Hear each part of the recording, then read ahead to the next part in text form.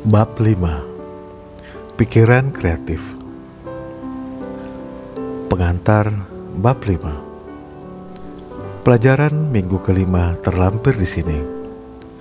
Setelah mempelajari bagian ini dengan seksama, Anda akan melihat bahwa setiap kekuatan dan objek atau fakta yang dapat dipikirkan merupakan hasil dari aktivitas pikiran. Aktivitas pikiran adalah pemikiran, dan pemikiran bersifat kreatif. Manusia sekarang ini berpikir dengan cara yang jauh berbeda dibanding sebelumnya. Karena itulah sekarang disebut zaman kreatif. Dan dunia memberikan penghargaan tertinggi kepada para pemikir kreatif itu. Materi itu tak berdaya dan pasif. Pikiran adalah daya, energi, kekuatan. Pikiran membentuk dan mengendalikan materi. Setiap bentuk materi hanyalah perlambang dari pikiran yang sudah ada sebelumnya. Tetapi pikiran tidak melakukan transformasi ajaib. Ia mematuhi hukum alam. Ia menggerakkan kekuatan-kekuatan alam. Ia melepaskan energi-energi alam. Ia terwujud dalam perilaku dan tindakan Anda. Lalu, perilaku dan tindakan ini selanjutnya memberi reaksi terhadap teman-teman dan kenalan Anda, dan akhirnya terhadap sekitar Anda secara keseluruhan. Anda dapat menciptakan karena pikiran bersifat kreatif. Anda dapat menciptakan segala hal yang Anda inginkan bagi diri Anda. Materi bab 5.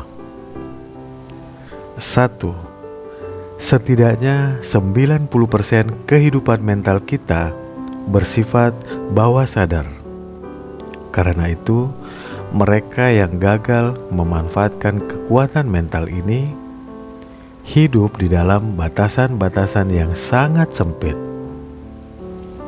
2. Pikiran bawah sadar akan dapat memecahkan segala persoalan bagi kita, asalkan kita tahu cara mengarahkannya. Proses pikiran bawah sadar selalu dalam kondisi aktif. Yang menjadi pertanyaan adalah, apakah kita ini sadar menjadi penerima pasif dari aktivitas ini? Atau apakah kita secara sadar mengarahkan keaktifan itu? Apakah kita seharusnya memiliki visi tentang tujuan yang harus dicapai dan bahaya-bahaya yang harus dihindari? Atau apakah kita sebaiknya mengikuti arus saja? 3. Kita telah mengetahui bahwa pikiran menyelimuti setiap bagian tubuh fisik.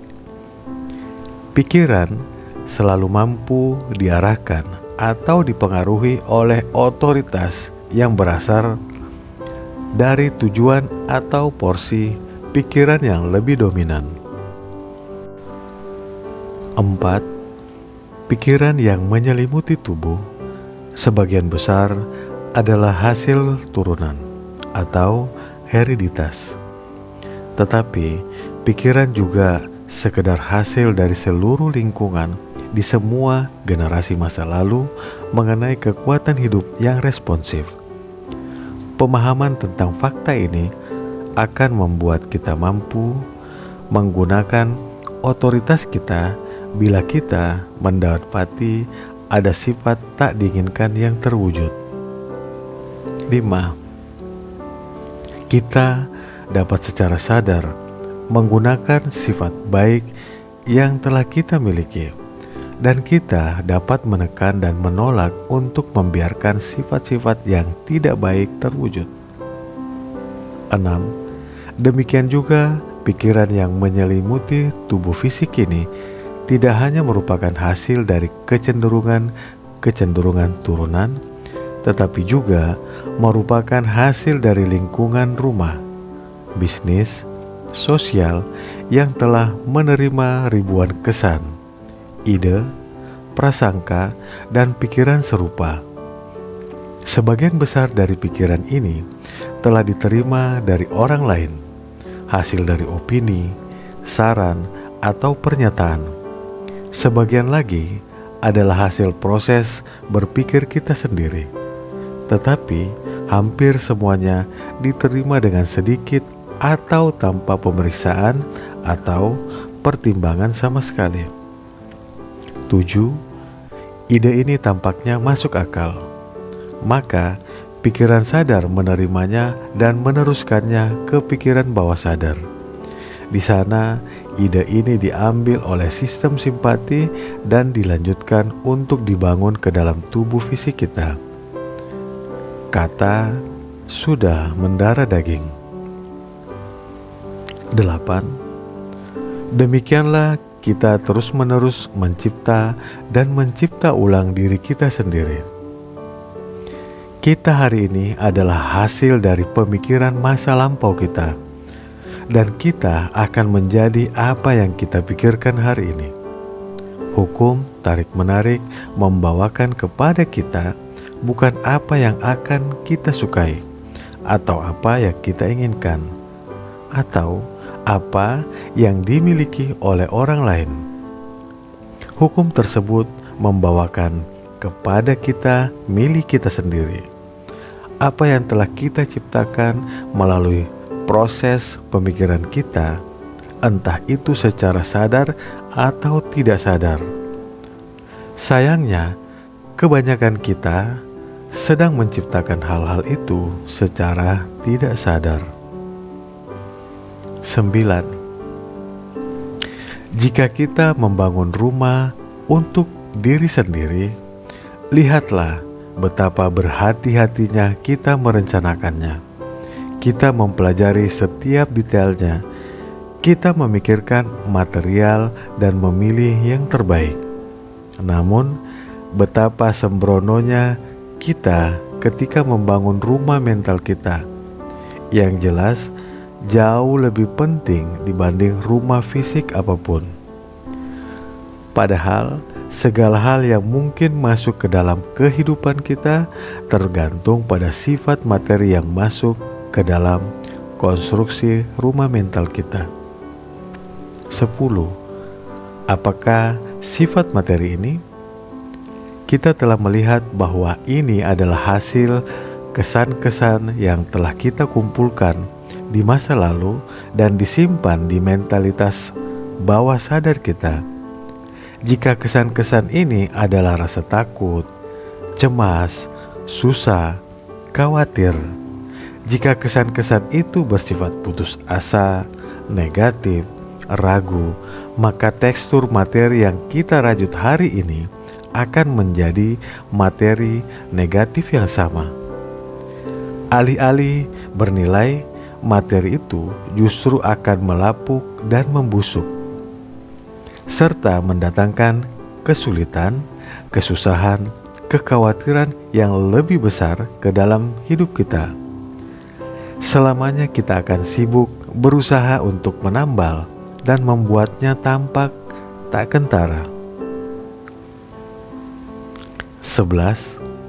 Sebaliknya, jika yang kita simpan hanyalah pikiran yang sangat berani, jika kita optimis, positif, dan segera membuang pikiran negatif apapun ke tumpukan sampah, dan menolak sama sekali untuk berurusan dengan sampah ini, apakah hasilnya?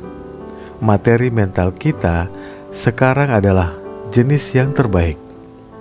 Kita dapat merajut materi apapun yang kita mau, dapat menggunakan warna apapun yang kita inginkan. Kita tahu bahwa tekstur ini kokoh, Materi ini kuat dan tidak akan pudar. Kita tidak mempunyai rasa takut, tidak ada kecemasan tentang masa depan, tidak ada apapun yang harus ditutupi, tidak ada tambalan-tambalan yang harus disembunyikan. 12. Ini merupakan fakta-fakta psikologis. Tidak ada kerja teori atau terka-menerka tentang proses berpikir ini. Tidak ada rahasia tentang fakta-fakta ini. Sebenarnya, fakta-fakta ini begitu sederhana, sehingga setiap orang bisa memahaminya. Yang harus dilakukan adalah melakukan pembersihan rumah mental. Dan pembersihan ini harus dilakukan setiap hari. Kita harus menjaga rumah agar tetap bersih. Kebersihan mental, moral, dan fisik sangat diperlukan jika kita ingin membuat kemajuan. 13. Bila proses pembersihan rumah mental ini sudah selesai, materi yang tersisa akan cocok untuk mewujudkan cita-cita atau imaji mental apapun yang kita inginkan. 14. Ada sebidang tanah yang menunggu seseorang untuk mengklaim. Tanahnya luas terbentang sejauh mata memandang. Dan hasil panen yang melimpah, air yang mengalir, dan hutan yang subur, ada sebuah rumah besar yang megah dan berisikan lukisan-lukisan langka. Perpustakaannya lengkap, hiasan gantung yang indah, serta barang-barang mewah yang memberikan kenyamanan. Yang harus dilakukan oleh si pemilik hanyalah mengukuhkan hak miliknya, mengambilnya dan menggunakan harta benda itu. Ia harus menggunakannya. Ia tidak boleh membiarkannya melapuk. Syarat kepemilikannya adalah menggunakannya. Menelantarkannya berarti menghilangkan hak kepemilikan. 15. Di ranah pikiran dan spirit, di ranah kekuatan praktis, harta semacam itu adalah milik Anda. Andalah pewarisnya. Anda dapat mengukuhkan hak waris Anda dan miliki serta menggunakan warisan yang berharga ini. Kekuatan atas lingkungan adalah salah satu buahnya. Kesehatan, harmoni, dan kemakmuran merupakan aset di neraca saldo. Semua itu menawarkan kepada Anda ketenangan dan kedamaian.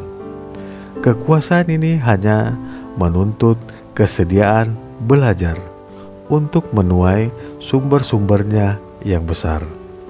Kekuatan ini tidak menuntut pengorbanan, kecuali hilangnya keterbatasan Anda, hilangnya kondisi terbudaknya Anda, hilangnya kelemahan Anda.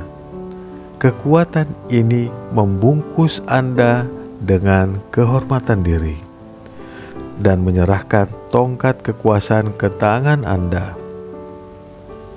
16. Untuk memperoleh harta ini diperlukan 3 proses. Anda harus benar-benar menginginkannya. Anda harus mengukuhkan klaim Anda. Anda harus mengambil kepemilikan itu. 17. Anda mengakui bahwa itu bukan kondisi-kondisi yang membebani. 18. Anda terbiasa dengan subjek hereditas. Darwin, Huxley, Higgs, dan para ahli fisika lainnya sudah mengumpulkan bukti sebanyak mungkin bahwa hereditas adalah hukum yang muncul bersama kreasi progresif. Hukum hereditas progresif inilah yang memberikan manusia sikap tegaknya, tenaga geraknya, organ pencernaannya, sirkulasi darah, tenaga saraf, tenaga otot, struktur tulang, dan banyak kemampuan fisik lainnya. Bahkan ada fakta-fakta yang lebih memukau tentang hereditas kekuatan pikiran. Semua ini membentuk apa yang sudah disebut hereditas manusiawi Anda. 19. Tetapi ada hereditas yang belum dipahami oleh para pakar fisika. Hal ini sebenarnya sudah menjadi bahan riset mereka sebelumnya. Mereka merasa putus asa di satu titik karena mereka tidak menjelaskan apa yang mereka lihat. Hereditas agung ini ditemukan dalam kondisi tengah bekerja aktif. 20. Inilah kekuatan agung yang memutuskan kreasi primer. Ia diturunkan dari ilahi, langsung ke setiap ciptaan. Itulah yang menghasilkan kehidupan yang tidak bisa atau tidak pernah bisa dilakukan oleh para ilmuwan fisika. Ia berdiri tegak di antara semua kekuatan tertinggi, tak tersentuh. Tidak ada hereditas manusia yang bisa mendekatinya. Tidak ada hereditas manusia yang sepadan dengannya. 21. Hidup tanpa batas ini mengalir melalui Anda dan mewujud dalam diri Anda. Jalan masuknya adalah semua kemampuan yang mencakup kesadaran Anda. Maka rahasia kekuatan ini terletak pada pintu-pintu yang harus selalu dibiarkan terbuka. Tidakkah ini sepadan dengan usaha yang kita kerahkan? 22. Inilah suatu fakta yang luar biasa, bahwa sumber semua kehidupan dan kekuatan berada di dalam diri. Manusia, lingkungan, dan peristiwa kehidupan mungkin memerlukan kebutuhan dan kesempatan. Tetapi kebijaksanaan, kekuatan, dan tekad untuk memenuhi kebutuhan ini akan ditemukan di dalam diri. 23. Hindari kepalsuan. Bangun fondasi yang kokoh untuk kesadaran Anda pada kekuatan-kekuatan yang mengalir langsung dari sumber tak terhingga. Pikiran universal di mana Anda merupakan gambaran dan kesamaannya. 24. Mereka yang telah memiliki warisan ini tidak akan pernah sama lagi. Mereka sudah menjadi pemilik dari kekuatan yang tak terbayangkan sebelumnya. Tak lagi mereka malu-malu, lemah, pelin-pelan, atau ketakutan. Mereka telah terhubung kuat dengan Yang Maha Kuasa. Sesuatu di dalam diri mereka telah dibangkitkan. Tiba-tiba saja mereka telah menemukan bahwa mereka memiliki kemampuan hebat yang laten, yang selama ini tidak mereka sadari.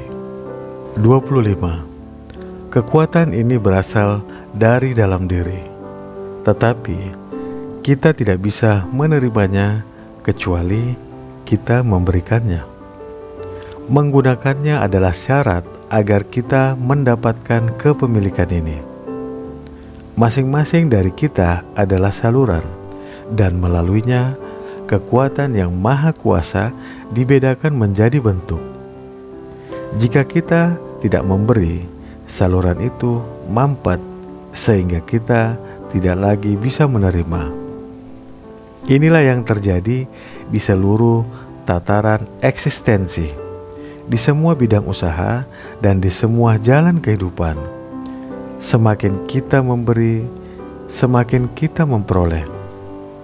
Atlet yang ingin menjadi kuat harus menggunakan kekuatan yang dia miliki. Semakin banyak ia memberi, semakin banyak pula ia memperoleh. Orang yang ingin mencari uang harus menggunakan uang yang dia miliki, karena hanya dengan menggunakan uangnya, maka ia akan memperoleh lebih banyak uang lagi. 26. Pedagang yang tidak membiarkan setiap barangnya terjual tidak akan mendapatkan pemasukan. Perusahaan yang tidak bisa memberikan pelayanan yang baik akan segera kehilangan pelanggan. Ahli hukum yang tidak mampu memperoleh hasil akan segera kehilangan klien. Hal ini berlaku dimanapun. Kekuatan tergantung pada penggunaan yang tepat dari kekuatan yang telah kita miliki. Apa yang terjadi di setiap bidang usaha dan tiap pengalaman di dalam kehidupan juga terjadi pada kekuatan yang darinya diperoleh setiap kekuatan lain yang dikenal di antara manusia, yaitu kekuatan spiritual. Bila spiritnya dibuang, apa yang tersisa? Nol besar. 27. Kalau yang ada hanya spirit saja, maka mengenali fakta ini saja sudah bisa membangkitkan kemampuan untuk mendemonstrasikan semua kekuatan, baik fisik, mental, atau spiritual. 28. Semua harta milik merupakan hasil dari sikap pikiran yang terakumulasi atau kesadaran akan uang. Inilah tongkat sulap yang akan memampukan Anda menerima ide itu, dan ia akan merumuskan rencana-rencana untuk Anda laksanakan, dan Anda akan mendapati kesenangan dalam melaksanakannya. Seperti halnya kepuasan saat Anda memperoleh dan meraihnya. 29. Sekarang masuklah ke dalam kamar Anda. Duduk di tempat yang sama dengan posisi yang sama seperti sebelumnya. Dan secara mental, pilihlah suatu tempat yang memberikan kesan menyenangkan. Bayangkan tempat itu sedetail mungkin. Bayangkan bangunannya, tanahnya, pohonnya, teman-teman, dan hubungan lainnya. Pokoknya selengkap mungkin. Pada mulanya, Anda akan mendapati diri Anda memikirkan segala sesuatu yang berada di bawah matahari, yang justru bukan merupakan objek konsentrasi Anda. Tetapi ketekunan ini mengharuskan Anda untuk mempraktekkan latihan ini setiap hari tanpa henti. Latihan bab 5. Pikiran kreatif. Langkah pertama, masuklah ke kamar Anda. Duduk di tempat yang sama dengan posisi yang sama seperti sebelumnya. Langkah kedua, dan secara mental, pilihlah suatu tempat yang memberikan kesan menyenangkan. Bayangkan tempat itu sedetail mungkin. Bayangkan bangunannya, tanahnya, pohonnya, teman-teman, dan hubungan lainnya. Pokoknya, selengkap mungkin. Pada mulanya, Anda akan mendapati diri Anda memikirkan segala sesuatu yang berada di bawah matahari, yang justru bukan merupakan objek konsentrasi Anda.